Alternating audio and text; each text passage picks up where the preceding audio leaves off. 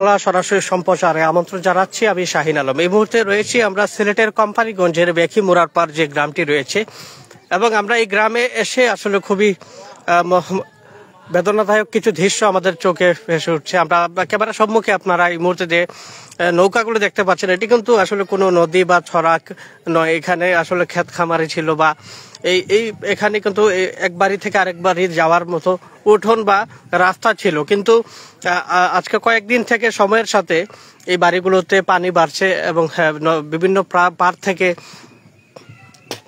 এই এই এলাকায় পাশ ঘেঁষে কিন্তু ভারত এবং ভারতের বর্ডার, যার ফলে ভারতের মেঘালয়, চেরাপুঞ্জি বিভিন্ন স্থান থেকে পানি কিন্তু সময়ের সাথে বাড়ছে, এবং এখানকার যারা জনসাধারণ বা বাসিন্দা আছেন তাদের মনে কিন্তু আতঙ্ক বা উদ্বেগ বাড়ছে। এবং তারা আসলে আমি তাদের সাথে এসে কথা বলেছি আসলে এই পানি আসলে কেমন বাড়ছে, নাকি এটি আগে থেকে ছিল, কিন্তু তারা বললেন যে এই পানি বাড়ছে সময়ের সাথে, এবং এই পানি বাড়ায় এখানকার যারা বাসিন্দা আছেন তারা কিন্তু অনেকটা আতঙ্কিত হয়ে আছেন। এবং আমরা এখানে অসংখ্য মানুষের ক্ষেত খামারি বা অনেকেরই আসলে বসত বাড়ির আশপাশে আসলে পানিবন্দী হয়ে আছে। এখানে আমরা দেখতে পাচ্ছি যে ক্যামেরার সম্মুখে পেছনের দিকে কিন্তু কয়েকটি বাড়ি রয়েছে, এবং যে বাড়িগুলো পুরোপুরি পানির মধ্যখানে। আসলে তারা ঘর থেকে বের হয়ে উঠোনে আসতে তাদের নৌকা ব্যবহার করতে হয়। এমন পরিস্থিতিতে চরম দুর্ভোগে তারা দিন পার করছেন। এবং এখানে যে একটি মসজিদ রয়েছে, এটিও কিন্তু সম্পূর্ণ পানি, চতুর্দিকে কিন্তু পানি। এবং এই মসজিদটিতে আমরা আসে পবিত্র জুমার নামাজ আদায় করেছি,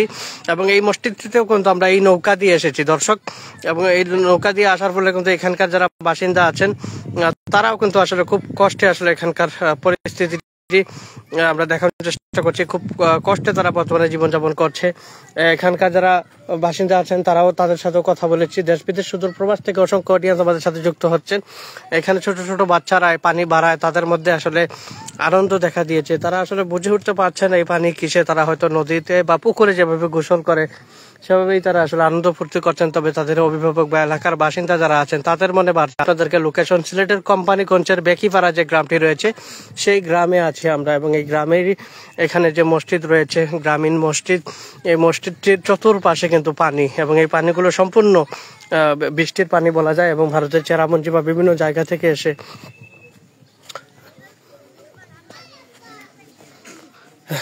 নামাজ শেষে এখানকার যারা মসজিদের মুসল্লিরা আছেন বা পঞ্চায়েত কমিটির যারা আছেন তাদের মধ্যে আলাপ আলোচনা চলছে। তবে এই গ্রামটি খুবই সুন্দর বা চমৎকার একটি গ্রাম। তবে গ্রামে পানি বাড়ায় এখানকার মানুষরা আসলে আতঙ্কিত হয়ে পড়ছেন, বা তাদের মধ্যে উদ্বেগ বাড়ছে। আমরা সেই পরিস্থিতিটি আপনাদেরকে প্রবাস বাংলার পর্দায় দেখানোর চেষ্টা করছি। আপনারা অবশ্যই লাইভটি শেয়ার করে সকলকে দেখার সুযোগ করে দেবেন, এবং জানাবেন আপনারা এই মুহূর্তে কে কোন জায়গা থেকে যুক্ত হচ্ছেন। এই যে ক্যামেরার সম্মুখে যতটুকু আপনারা দেখছেন, আপনাদের মনে হতে পারে যে এটি কোনো পুকুর বা নদী।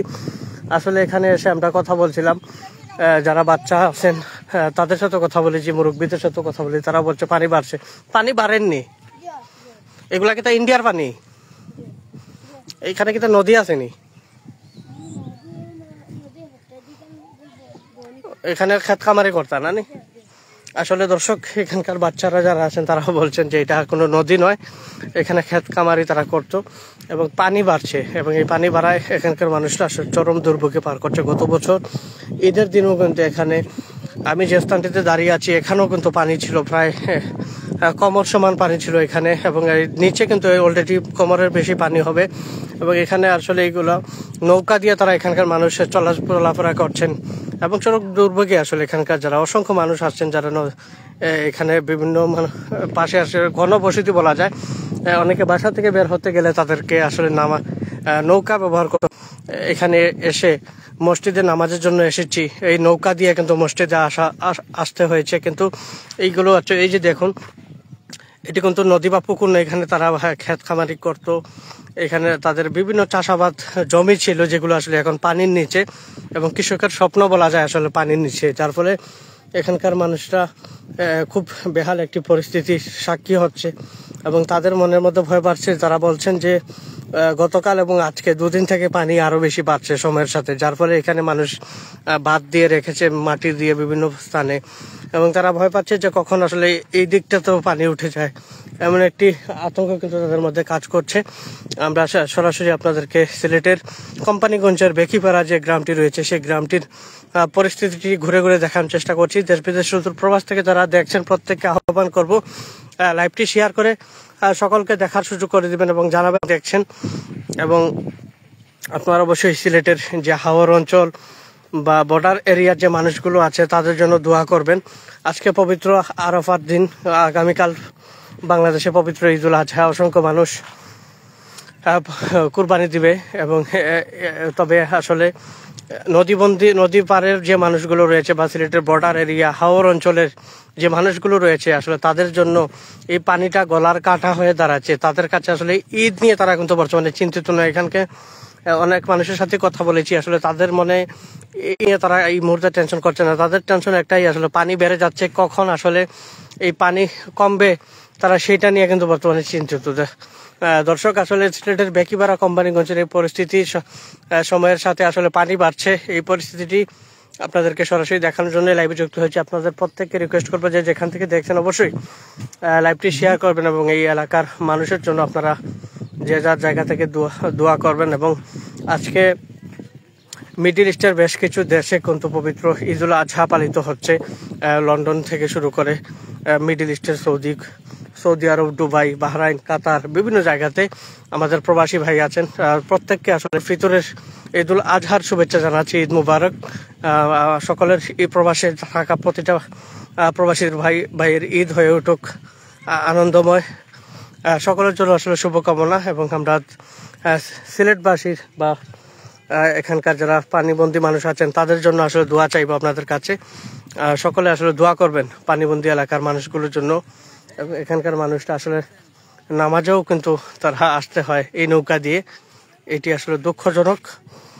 সকলের কাছে রিকোয়েস্ট করবো লাইভটি শেয়ার করবেন এবং জানাবেন। আপনারা করি আসলে প্রতিনিয়ত সিলেটের আনাচে কানাচে প্রতিটি স্থানের গুরুত্বপূর্ণ তথ্যগুলো আপনাদের মাঝে তুলে ধরার। এবং বেকিমারা মুরা যে গ্রামটি রয়েছে কোম্পানিগঞ্জের, এখানকার তথ্য আসলে আমরা বেশ কিছুদিন আগ থেকে পাচ্ছি যে এখানকার অসংখ্য গ্রাম পানিতে প্লাবিত হয়ে গেছে। যদিও সিলেটে আজকে খরা, তীব্র রোদ দেখতে পাচ্ছি, কিন্তু এইখানে পানি বাড়ছে। এর অন্যতম কারণ হচ্ছে এর চতুর্পাশে কিন্তু ভারতের বর্ডার রয়েছে এবং ভারতের মেঘালয়, চেরাপুঞ্জি সেই সব এরিয়া থেকে যে পানি বা সেখানকার যে বৃষ্টিতে পানি জমা হয় সেই পানিগুলো কিন্তু এই এরিয়াতে এখানকার বালি, পিয়াইন যে নদীগুলো রয়েছে সেই নদীর সাথে এসে এখানকার গ্রামগুলো বা এখানকার গ্রামের যে মানুষ আছেন যাদের আসলে যারা বা বাড়ি মানুষ আছেন তাদের ফসলি জমি সবকিছু আসলে ডুবে যাচ্ছে আমরা দেখতে পাচ্ছি। ভাই, এই পানিটা বাড়ার কয়েকদিন তো নেই? 9 দিন হয়েছে। পানি বাড়েনি মনে হয়? পানি বাড়ছে,